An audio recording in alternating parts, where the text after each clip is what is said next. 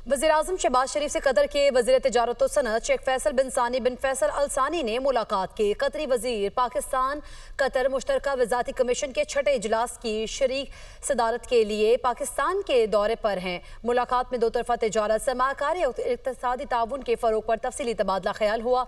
वज़ीर-ए-आज़म ने पाकिस्तान कतर ताल्लुकात की मुस्बत पेशरफ्त पर इत्मीनान का इज़हार किया और कतर को एक काबिल एतमाद शराकतदार करार दे दिया। शहबाज शरीफ ने तवानाई, ज़राअत, IT, सयाहत और बुनियादी ढांचे की तरक्की में शराकतदारी के इम्कानात पर जोर दिया। उन्होंने कतरी सरमायाकारों को SIFC के फ्रेम वर्क के तहत सरमायाकारी की दावत दी। शेख फैसल अल सानी ने कतर की जानिब से पाकिस्तान के साथ इक़्तिसादी ताल्लुकात मज़ीद गहरे करने के अज़्म का अयादा किया और JMC इजलास को ताउन बढ़ाने के लिए अहम प्लेटफॉर्म करार दिया। मुलाकात के इख्तिताम पर दोनों रहनुमाओं ने कारोबारी रवाबित और सरमायाकारी के मंसूबों में करीबी राब्ता बरकरार रखने पर इत्तफाक किया।